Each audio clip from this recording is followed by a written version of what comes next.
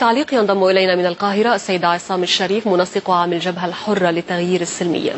سيد عصام، أهلا بك. موعد الانتخابات يقترب وأزمة ثقة جديدة بين البرلمان واللجنة الانتخابية التي تقرر وقف أعمالها. ماذا وراء هذا التصعيد الجديد؟ والله احنا بس عايزين ناكد ان هو في صراع موجود ما بين المجلس العسكري وجماعه الاخوان المسلمين من اجل السلطه، بس احنا اللي عايز ناكد عليه ان احنا بعد مرور اكثر من عام على الثوره المصريه اثبت صحه كلام شباب الثوره عندما كانوا ينادون بالدستور اولا من اجل تنظيم العلاقه بين السلطات.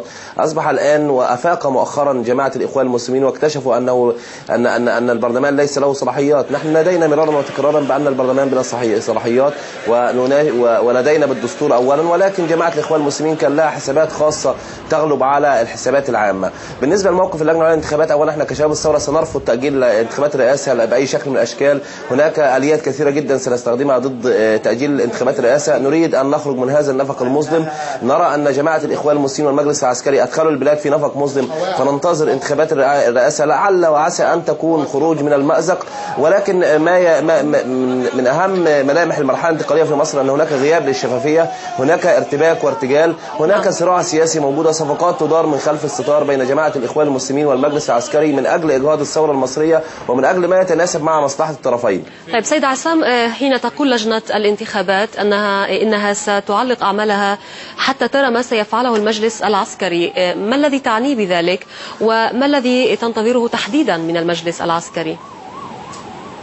اولا المجلس العسكري هو القائم باداره اعمال البلاد، هو من يدير البلاد فعليا حتى الان. ولكن الصراع الاساسي ما بين اللجنه العليا للانتخابات وجماعه الاخوان المسلمين هو قرار المحكمه الدستوريه بحل البرلمان، هو في يد السيد فاروق سلطان وفي يد السيد بيجاتو.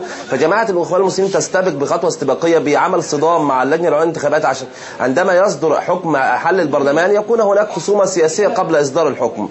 جماعه الاخوان المسلمين نجحت لحد كبير في ادخال الثورة المصرية في نفق مظلم من أجل مصالحها الخاصة، ولكن أنا أبشر أن تيار الإسلام السياسي لن يحصد شيء في انتخابات الرئاسة، وأنه سيتم حل البرلمان إما غالبا بعد انتخابات الرئاسة، وسيرحل المجلس العسكري ومعه تيار الإسلام السياسي لأنهم هم من ورطوا البلاد في هذا النفق المظلم.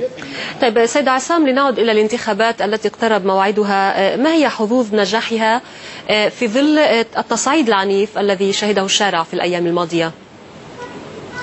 اولا التصعيد العنيف اللي تم الايام الماضيه بدا يهدأ داخل الشارع المصري، وما حصل تم استدراج شباب الثوره في معركه ليست لهم صله بها، ولكن هناك غياب وعي لبعض الشباب فانزلقوا نحو هذه المعركه وذهبوا الى العباسيه خلف تيار الاسلام السياسي، وكالعاده تخلى عنهم تيار الاسلام السياسي وتركهم فريسه لآلة القمع وآلة البلطجه. ولكن الامور بدات تهدأ الان في القاهره، والامور مهيئه لعمل انتخابات فعليه. ولكن اذا كانت هناك اراده سياسيه، ان لم يكن هناك اراده سياسيه لجأ المجلس العسكري تسليم السلطة فلن يكون هناك انتخابات. نعم، كيف تقيم الموقف الانتخابي لأبرز المتنافسين، وهل اتضحت صورة توجهات التصويت لدى الناخب المصري بشكل عام؟ أسهم المرشحين كلها بدأت تعلو، وتحديدا هناك نجوم بدأ يعلو اسمها كنا نتوقع منها ذلك، أمثال السيد خالد علي. السيد خالد علي بدأ اسمه يتردد داخل الشارع المصري بقوة بعد مقابلاته التلفزيونية والتي أثبت فيها قدرته وكفاءته على إدارة البلاد. كما نجد السيد حمدين صباحي له حسه السياسي ونجح في إرسال رسالة إلى الجماهير المصرية أنه قادر على إدارة البلاد. بجانب ذلك السيد عمرو موسى لحنكته السياسية نجح لحد كبير أن يروج لاسمه داخل الوسط السياسي رغم أنه محسوب على نظام مبارك، ولكن لا أنكر أن له أسهم داخل الشارع المصري. نعم، سيد عصام الشريف منسق عام الجبهة الحرة للتغيير السلمي، شكرا جزيلا لمشاركتك معنا.